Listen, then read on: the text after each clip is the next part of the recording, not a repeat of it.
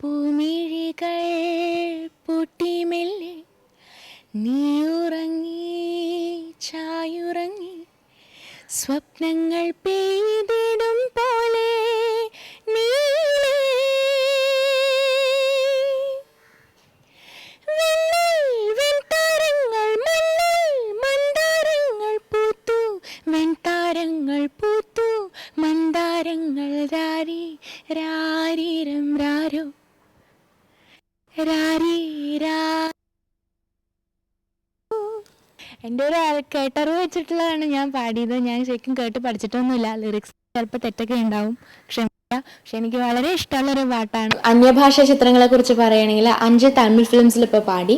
ആദ്യമായിട്ട് പാടിയത് വിദ്യാസാഗർ സാറിൻ്റെ മ്യൂസിക് ഡയറക്ഷനിൽ ജൂട്ട് എന്ന് പറഞ്ഞ ഫിലിമിലാണ്. പിന്നീട് പാടിയത് റാം എന്ന് പറഞ്ഞ ഫിലിമിൽ യുവൻ ശങ്കർ രാജ സാറിൻ്റെ മ്യൂസിക്കിൽ ബൂം ബൂം എന്ന് പറഞ്ഞ പാട്ട്. ആ പാട്ട് ഇറ്റ് ഡിഡ് പ്രിറ്റി വെൽ. തമിഴ്നാട്ടിൽ എൻ്റെ ഫ്രണ്ട്സൊക്കെ പറഞ്ഞു ക്യാമ്പസിലൊക്കെ നല്ലോണം പോയൊരു പാട്ടാണ്. സിലനൊടി വാഴും പനിത്തുളി പോലെ സൂര്യനേതിപ്പോമേ വാനത്തെ കൂടെ നാൻകായി മടുത്ത് കൈക്കുട്ടை செய்வோமே காற்றாய் கொண்டு சிலகள் வடித்திடும் மதிநுட்பம் அறிவோமே மீசையில்லா பாரதி நான்கள் கடல் தாண்டும் நதிகள் நாங்கள் தடையே இல்லை സുടുകിன்ற പൂക്കൾ നാങ്കൾ തൊട്ടാൽ തൊല്ലൈ എன்ற പാട്ട് ഒരു അടിപൊളി പാട്ടാണിത്. അതും അതിനുശേഷം പാടിയത് മഴയെ പെണ്ണെന്ന് പറഞ്ഞിട്ട് ശ്യാം എന്ന് പറഞ്ഞിട്ട് പുതിയൊരു മ്യൂസിക് ഡയറക്ടറിൻ്റെ ഇതിലാണ് പാടിയത്. മഞ്ഞു പോലൊരു പെൺകുട്ടി എന്ന് പറഞ്ഞ മലയാളത്തിൽ ഇറങ്ങിയ ഫിലിം, അതിൻ്റെ ഇതിലേ നീ എന്നുള്ള പാട്ട് ഞാനും കാർത്തിക്കും കൂടെ പാടിയ പാട്ട്, അതിൻ്റെ എൻ്റെ ഒരു തമിഴ് ഡബിങ് അതും പാടി. പിന്നെ ലേറ്റസ്റ്റ് ആയിട്ട് പാടിയത് ദവം എന്ന് പറഞ്ഞിട്ട് ഡി ഇമാൻ സാറിൻ്റെ മ്യൂസിക്കിൽ പാടി. പിന്നെ തെലുങ്കിൽ ഒരു പാട്ട് പാടി. ഞാൻ കുറേ ആൽബംസിൽ പാടിയിട്ടുണ്ട്. എത്ര പാടിയിട്ടുണ്ടെന്ന് തന്നെ എനിക്ക് എണ്ണം കിട്ടുന്നില്ല. ഒരു 150-200 ആൽബംസിൽ ഞാൻ പാടിയിട്ടുണ്ട് ഫീൽഡിൽ വന്നേ പിന്നെ.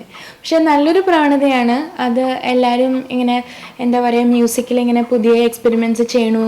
പ്രത്യേകിച്ച് യങ് ആയിട്ടുള്ള ആൾക്കാരാണ് കൂടുതലും ഈ ആൽബംസൊക്കെ ചെയ്യുന്നത്. അപ്പം നല്ലൊരു കാര്യമാണ്. അപ്പോൾ ഈ ആൽബംസിനെ കുറിച്ച് പറഞ്ഞപ്പോൾ ഈ അടുത്ത് വളരെയധികം ഹിറ്റായ ഒരാൽബം, എനിക്ക് തോന്നുന്നു ഒരു ഫിലിമിലെ പാട്ടുകൾ പോലെ തന്നെ ജനങ്ങൾ പാടി നടന്നിരുന്ന ഒരു ആൽബം ഉണ്ട്, ചെമ്പകമേ എന്ന് പറഞ്ഞിട്ട്. അതിൽ ഏറ്റവും അധികം ഹിറ്റായത് ഫ്രാങ്കോ പാടിയ ചെമ്പകമേ എന്നുള്ള പാട്ട്, പിന്നെ അദ്ദേഹം തന്നെ പാടിയ സുന്ദരിയവ എന്നുള്ള ഇത്. അതിൽ തന്നെ ഞാനൊരു പാട്ട് പാടിയിട്ടുണ്ടായിരുന്നു, അത് പിക്ചറൈസ് ചെയ്തിട്ടുണ്ടായിരുന്നു, മേലെ മാനത്ത് എന്ന് തുടങ്ങുന്ന ഗാനം. മേലെ മാനത്ത് താരകൾ മിന്നുന്നു, ഓർമ്മകൾ ഉണരുന്നു, മനമുരുകുന്നു, പ്രിയനെ നീ ഇന്നു വരും, നിഴലായി ഞാൻ കൂടെ വരാം, കുളിർമഞ്ഞിൻ കാറ്റായി തഴുകാമോ. ഡിവോഷണൽ ആൽബംസിൽ പാടിയിട്ടുണ്ട്. ക്രിസ്ത്യൻ ഡിവോഷണൽ പാടിയിട്ടുണ്ട്, ഹിന്ദു ഡിവോഷണൽ, മുസ്ലിം സോങ്സ് പാടിയിട്ടുണ്ട്, എല്ലാം പാടിയിട്ടുണ്ട്.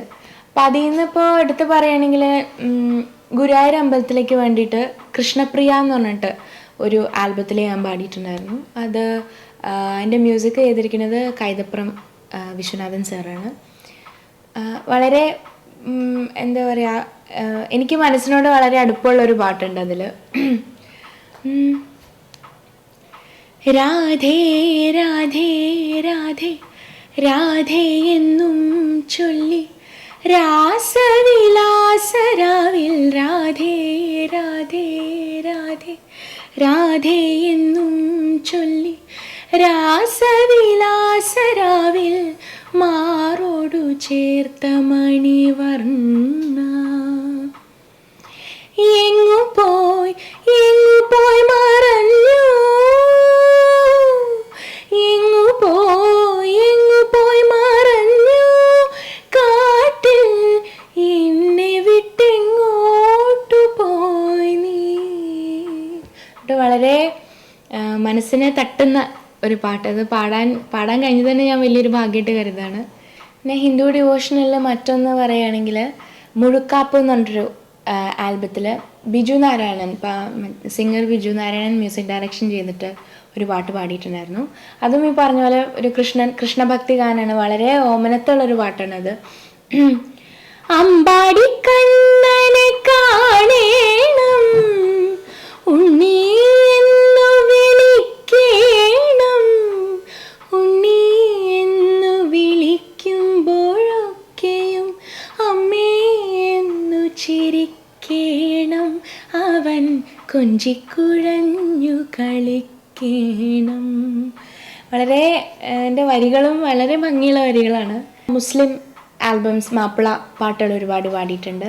അതിൽ ഓർമ്മയിൽ നീയാണ് റസിയ പറഞ്ഞിട്ട് ഒരു ആൽബത്തിൽ ഞാൻ പാടിയിട്ടുണ്ട്. അത് ഒരു നല്ലൊരു എന്താ പറയുക, ഒരുപാട് പേർക്ക് ഇഷ്ടപ്പെട്ട പാട്ടാണ്. അത് കുറേ പേര് വിളിച്ചിട്ട് പറഞ്ഞിട്ടുണ്ട് അതിൻ്റെ പാട്ട് വളരെ ഇഷ്ടമാണ്, പാടിത്തരുമെന്നൊക്കെ ചോദിച്ചിട്ടുണ്ട്.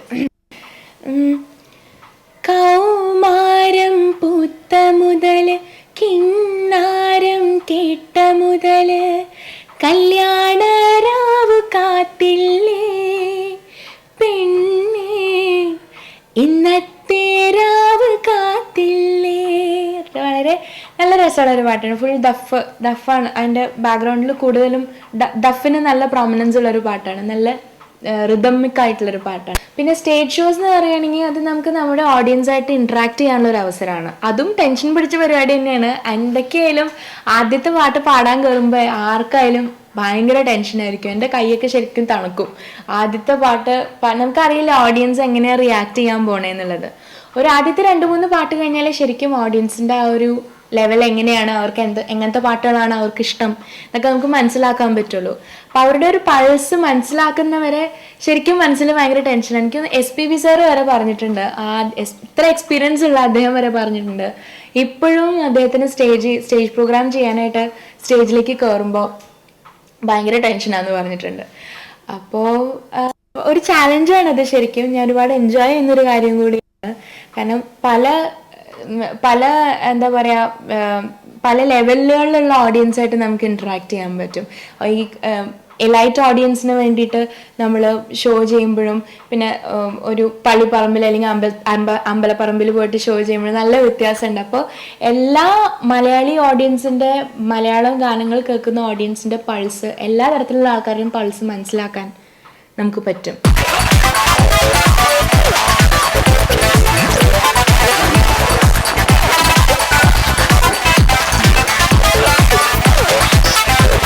എൻ്റെ സമയത്ത് വന്ന പാട്ടുകാരെ പറ്റി പറയുകയാണെങ്കിൽ തന്നെ എനിക്ക് തോന്നുന്നു അതിനു മുമ്പ് വരെ അത്രയധികം ടി വി വഴിയുള്ള ഒരു എൻകറേജ്മെൻറ്റ് കുറവായിരുന്നു. ഞങ്ങളൊക്കെ വരുന്ന സമയത്തിന് തൊട്ട് മുമ്പ് വരെ ഐ തിങ്ക് ഞാനും പിന്നെ ഒരുപാട് പുതിയ സിംഗേഴ്സ് ലൈക്ക് ഗായത്രീച്ചി ആയാലും അഫ്സൽക്ക, വിധു, അങ്ങനെ ഒരുപാട് പുതിയ സിംഗേഴ്സ്, അവർക്കൊക്കെ നമ്മളെയൊക്കെ മീഡിയ ഒരുപാട് ഹെൽപ്പ് ചെയ്തിട്ടുണ്ട്. ആൾക്കാർക്ക് നമ്മളെ ആരാ ആളെന്നുള്ളത്, ശബ്ദം മാത്രമല്ല ആളെ കാണാൻ എങ്ങനെയാണെന്നുള്ളതും മനസ്സിലാക്കാൻ പറ്റും. പിന്നെ എനിക്ക് തോന്നുന്നു അങ്ങനെയാകുമ്പോൾ ഓഡിയൻസിന് കുറച്ചും കൂടി ഒരു അടുപ്പം തോന്നും നമ്മളായിട്ട്. എന്ന് വെച്ചാൽ സ്വന്തം വീട്ടിലെ ആൾക്കാർ പോലെ. ഇപ്പോൾ പുറത്തൊക്കെ പോകുമ്പോൾ ഓരോരുത്തർ വന്ന് സംസാരിക്കുമ്പോൾ നമ്മളവരെ ആദ്യമായിട്ടായിരിക്കും കാണുക, പക്ഷെ അവർ ഞങ്ങളോട് എത്രയോ വർഷങ്ങളായിട്ട് പരിചയമുള്ള പോലെ സ്വന്തം വീട്ടിലെ കുട്ടിയെ പോലെയാണ് സംസാരിക്കുക. അപ്പോൾ മീഡിയ ശരിക്കും ഹെൽപ്പ് ചെയ്തിട്ടുണ്ട്. ഞങ്ങളെ മാത്രമല്ല, ഇപ്പോൾ ഒരുപാട് പുതിയ സിംഗേഴ്സ് വരുന്നുണ്ട്. TV ചാനൽസിൽ ഇങ്ങനെ ലൈവ് റിയാലിറ്റി കോമ്പറ്റീഷൻസ് ഉണ്ടാവാറുണ്ട്. അപ്പോൾ I think they are all very lucky. അവർക്ക് പ്രൊഫഷണൽ അഡ്വൈസ് കിട്ടുന്നുണ്ട്. ഒരുപാട് ആൾക്കാർ അവർ ഇത്ര യങ് ഏജിൽ തന്നെ ഒരുപാട് ആൾക്കാർ അവരെ കാണുന്നുണ്ട്, അവരുടെ ടാലൻറ്റ് മനസ്സിലാക്കുന്നുണ്ട്.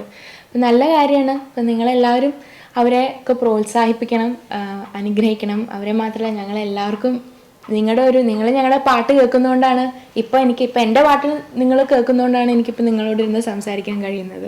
അപ്പം അതുപോലെ തന്നെ പുതിയ പാട്ടുകാർ വരുന്ന എല്ലാ ടാലൻസിനും നിങ്ങളുടെ എല്ലാവരുടെയും അനുഗ്രഹം, പ്രോത്സാഹനമൊക്കെ വളരെ ആവശ്യമാണ്. മ്യൂസിക് ഡയറക്ടേഴ്സിനെ പറ്റി പറയുകയാണെങ്കിൽ ഇപ്പോൾ മലയാളത്തിൽ ഓൾമോസ്റ്റ് എല്ലാ മ്യൂസിക് ഡയറക്ടേഴ്സിൻ്റെ കൂടെ ഞാൻ വർക്ക് ചെയ്തിട്ടുണ്ട്.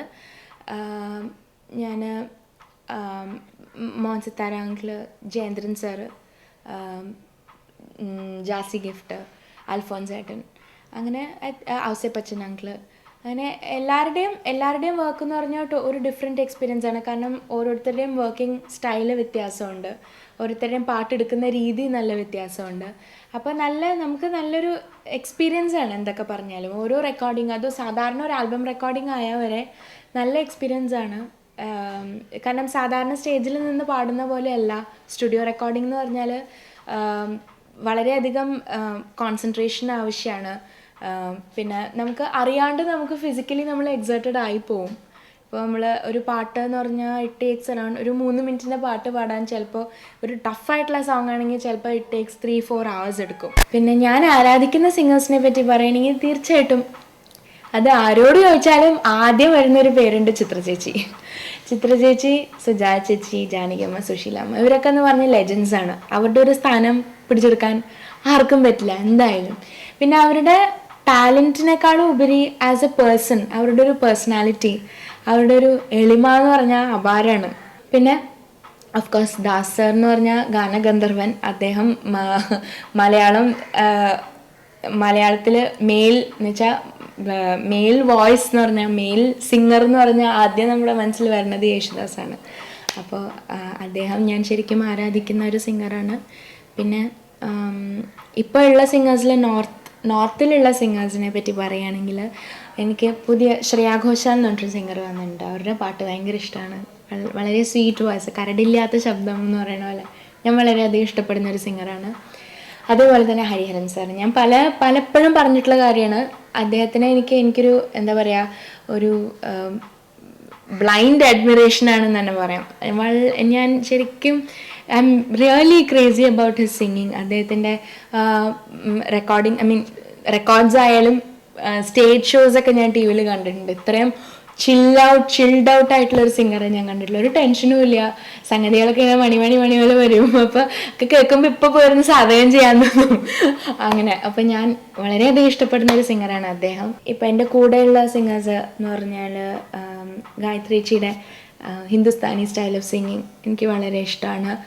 സൈനോറയുടെ നല്ല ഓപ്പൺ ത്രോട്ടഡ് വെസ്റ്റേൺ മോഡുലേഷൻസ് കേൾക്കാൻ എനിക്ക് ഞാൻ നല്ല വോയിസിൻ്റെ ടോൺ എനിക്ക് ഭയങ്കര ഇഷ്ടമാണ് സൈനോറയുടെ. പിന്നെ മഞ്ജരിയുടെ വളരെ പെർഫെക്റ്റ് സിംഗിങ് ആണ്, നല്ല പെർഫെക്ഷനുള്ള സിംഗിങ് ആണ് മഞ്ജരിയുടെ. അതുപോലെ തന്നെ റീമിയുടെ സ്റ്റേജ് ഷോസ് എനിക്ക് ഭയങ്കര ഇഷ്ടമാണ്. റീമിയുടെ ഒരു കോൺഫിഡൻസ്, റീമി സ്റ്റേജിൽ കയറിയാൽ തന്നെ ഓട്ടോമാറ്റിക്കായിട്ട് എല്ലാവരുടെ മുഖത്തൊരു ചിരി വരും. എനിക്ക് ഭയങ്കര ഇഷ്ടമാണ് റീമി ആസ് എ പെർഫോമർ. ഞാൻ വളരെയധികം ഇഷ്ടപ്പെടുന്ന ഒരാളാണ്, ഈവൻ ആസ് എ പേഴ്സൺ. പിന്നെ മെയിൽ സിംഗേഴ്സിനെ കുറിച്ച് പറയുകയാണെങ്കിൽ വിധു, അഫ്സൽ, എല്ലാവർക്കും അവരുടേതായിട്ടുള്ള പ്രത്യേകതകളുണ്ട്. വിധുവിൻ്റെ വളരെ മെലഡിക്ക് പറ്റി സോഫ്റ്റ് സിംഗിങ് വളരെ രസമാണ് വിധുവിൻ്റെ കേൾക്കാനായിട്ട്. പിന്നെ അഫ്സൽ ഖാൻ്റെ നല്ല എനർജറ്റിക് സിംഗിങ് ആണ്. അപ്പോൾ ഐ തിങ്ക് എല്ലാ സിംഗറിനും ഒരിക്കലും നമുക്ക് ഒരു സിംഗറിന് ഈ സിംഗറാണ് നല്ലത്, ഈ സിംഗർ കൊള്ളില്ല എന്ന് നമുക്ക് ഒരിക്കലും പറയാൻ പറ്റില്ല.